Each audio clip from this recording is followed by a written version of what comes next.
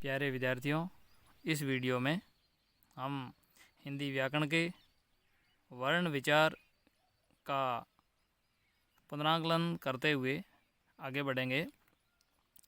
हमने पिछले वीडियो में पढ़ा था कि हिंदी वर्णमाला में कुल 44 वर्ण होते हैं और जिसमें 11 स्वर और 33 व्यंजन होते हैं।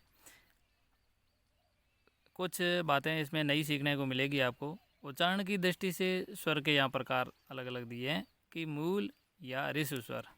उसमें पिछले वीडियो में हमने केवल ऋस्व और दीर्घ स्वर के बारे में बात की थी, लेकिन ये वीडियो मैं मेरे नोट्स के आधार पर और इसका सूक्ष्म तरीके से बनाया है। मूल या ऋस्व स्वर, जिन्हें मूल स्वर बोलते हैं या ऋस्व स्वर बोलते हैं, अ, ई, उ, ऋ, और दीर्घ स्वर के रूप में आ, ई, उ, ए, ऐ, ओ, औ, और संयुक्त स्वर जिन्हें ए, ऐ, ओ, औ, चार है वो संयुक्त स्वर माने गए हैं। संयुक्त स्वर से तात्पर्य है इसमें जो ए है, ए प्लस ई बराबर ए, ए प्लस ई बराबर ए का निर्माण हुआ है। ए प्लस ए बराबर आई। ये विशेष रूप से ध्यान रखने लायक बात है जो कि बहुत ही सूक्ष्म तरीके से रीट आदि परीक्षाओं में पूछी भी जाती है। अ प्लस ई बराबर ए, ये गुण संधि का उदाहरण है। अ प्लस उ बराबर ओ, ये गुण संधि के उदाहरण है। तो यहाँ ए और ओ गुण संधि के उदाहरण है। और ए प्लस ए बराबर आई, अ प्लस ए बराबर आई, और अ प्लस ओ बराबर औ, ये वृद्धि संधि के उदाहरण है। जिसे हम संधि के अंतर्गत पढ़ेंगे उसमें ये दोबारा आ जाएगा। और जो अंग और अंग में केवल अनुस्वार होता है और अ में केवल विसर्ग होता है, जिन्हें ए योग वाह ध्वनियाँ कहते हैं। ए योग वाह से तात्पर्य है कि ये ध्वनियाँ किसी में भी जुड़ती नहीं है, केवल उनके मतलब स्वतंत्र रूप से ये काम नहीं करती है, किसी दूसरे वर्ण के सहयोग से काम करती है। अब व्यंजनों का हम है वो सूक्ष्म मूल्यांकन करेंगे। व्यंजन जो कि स्पर्श व्यंजन के रूप में हमने पढ़ा था, संस्कृत के वीडियो में भी था, काद्यो मावसाना स्पर्शा। तो स्पर्श व्यंजन कुल 25 होते हैं, जो कै से पै वर्ग तक, यहाँ पै वर्ग लिखा हुआ है, इसका मतलब ये है कै से मैं तक।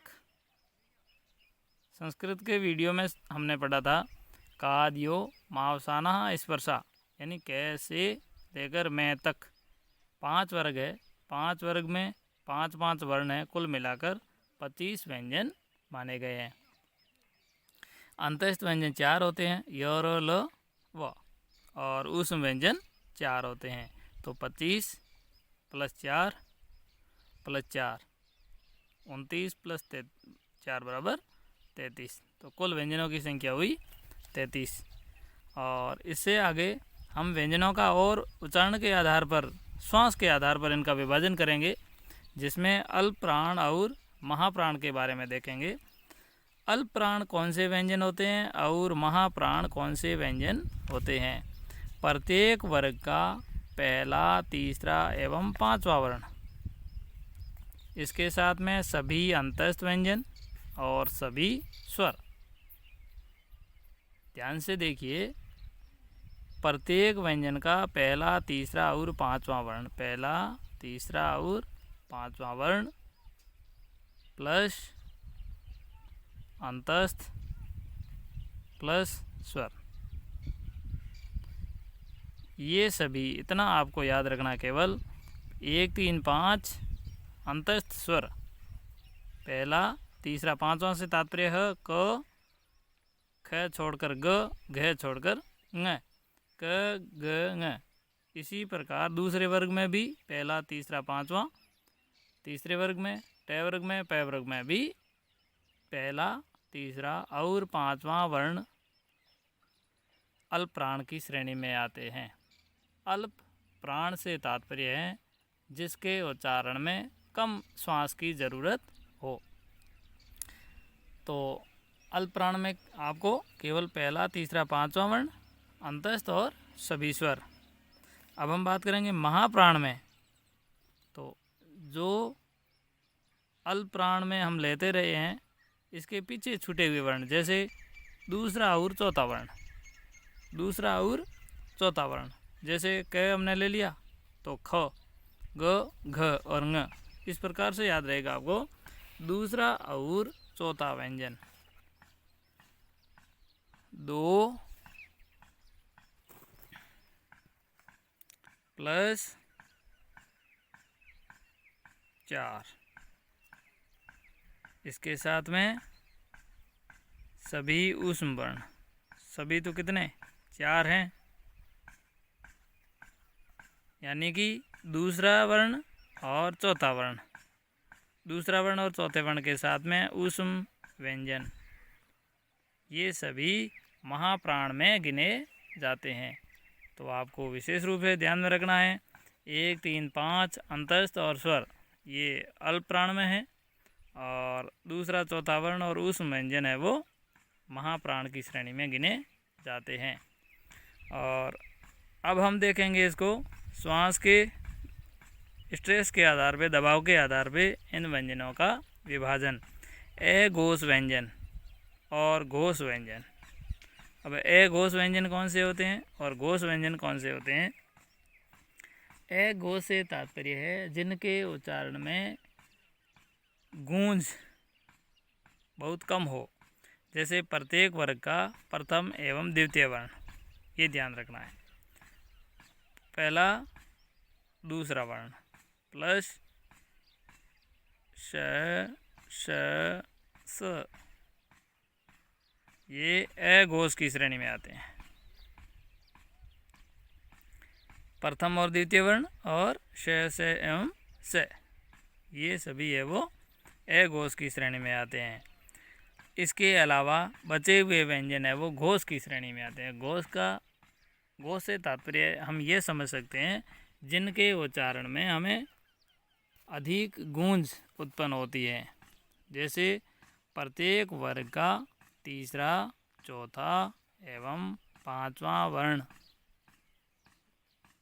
तीसरा, चौथा और पांचवा वर्ण प्लस अंतस्थ व्यंजन और है।